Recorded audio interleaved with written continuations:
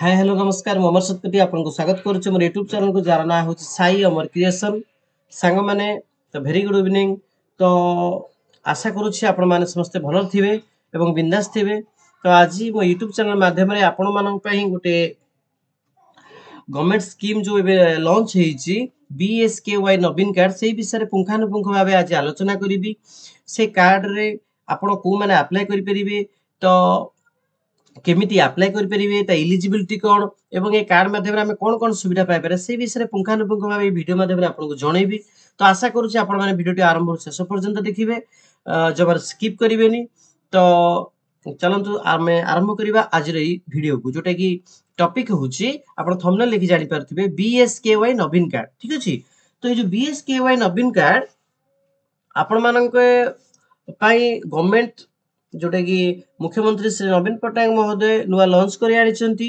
Already BSKY card आपनकर पूर्व launch होईची। जो मान पाखे राशन कार्ड थिला से माने ऑटोमेटिक ये बीएसकेवाई कार्ड रे अछंती।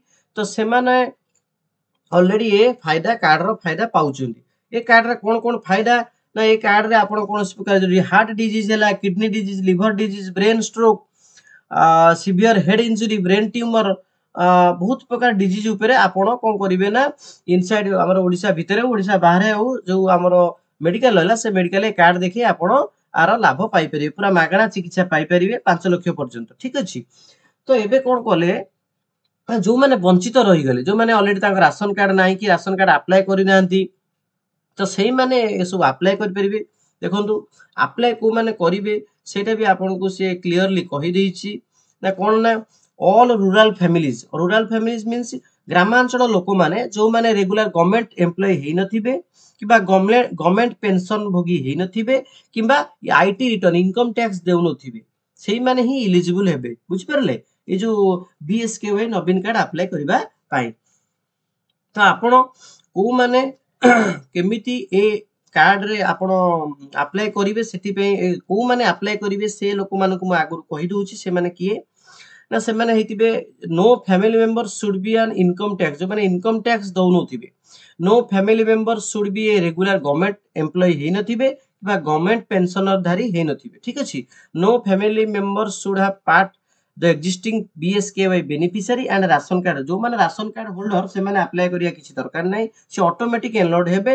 एवं जो माने पाखर ऑलरेडी बीएसकेवाई कार्ड अछि, से ऑलरेडी बेनिफिशियरी से माने अप्लाई करिया किछि दरकार नै। बुझ पाले। तापर आमे ए हमर बीएसकेवाई नवीन कार्ड अप्लाई करिया पे हमर कोन कोन डॉक्यूमेंट दरकार। देखंतु document cone, registration should be done in the name of the head of family.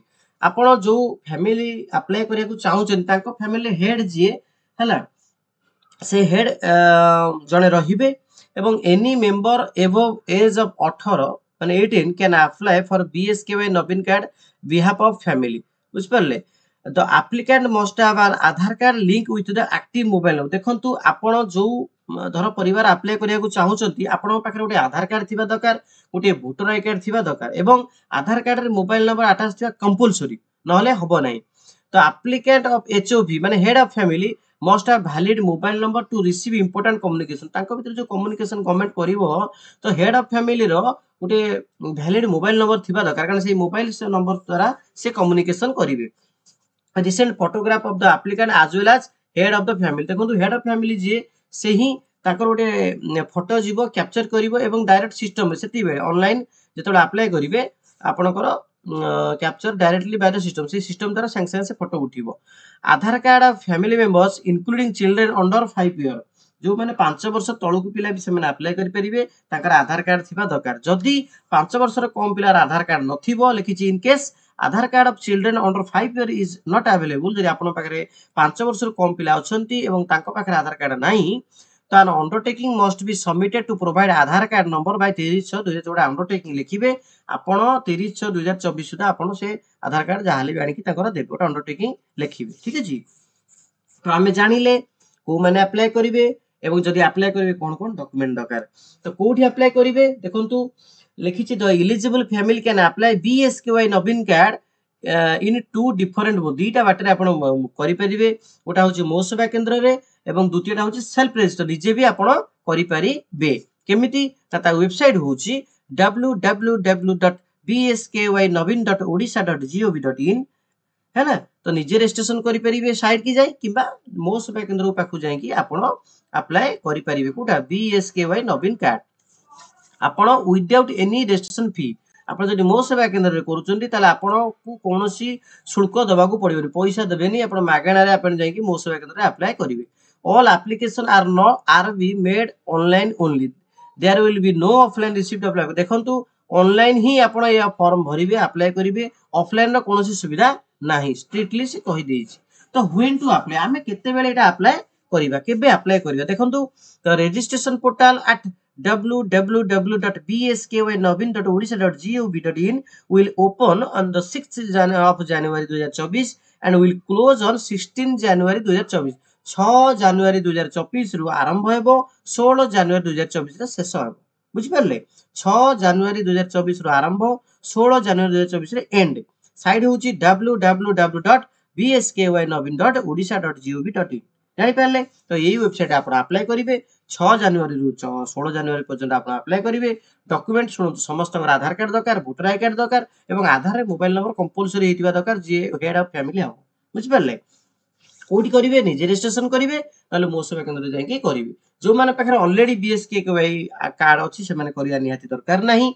जो माने पाखरे राशन कार्ड अछि किंतु से ऑटोमेटिक ऐड हेबे जो माने पर नाही सेही माने ही अप्लाई करि। आ सुनନ୍ତୁ को माने अप्लाई करिवेनी ना गवर्नमेंट सर्विस जो माने होल्डर अछन से माने करिवेनी जो माने गवर्नमेंट पेंशनर धारी अछन से माने करिवेनी जो माने आईटी रिटर्न दोछन से माने करिवे नाही ठीक अछि। तो आशा करूछि आपण मानको ए जो इन्फॉर्मेशन देली निश्चय आपण मानो पे बहुत लाभदायक हबो। जदि वीडियो भल लगी तो लाइक शेयर कमेंट निश्चय करंतु कारण आपण कमेंट रे आपण को ए वीडियो केमती लागुची निश्चय जणेबे। किछि डाउट थिले भी कमेंट करंतु और लाइक निश्चय करू शेयर एवं निज संग साथी रिलेटिव सहित शेयर करूँ जाफଳରେ कि जो गुरुत्वपूर्ण इनफॉरमेशन से माने भी जानि परिबे ठीक अछि। आशा करूछि वीडियो भल लागिला निश्चय लाइक शेयर कमेंट करंतु मते एनकरेज करंतु मु नुवा नुवा वीडियो आपण मान पे प्रतिदिन आनिबे ठीक अछि। तो पुणी देखा हबो गोटे नुवा वीडियो रे रहिली जय जगन्नाथ।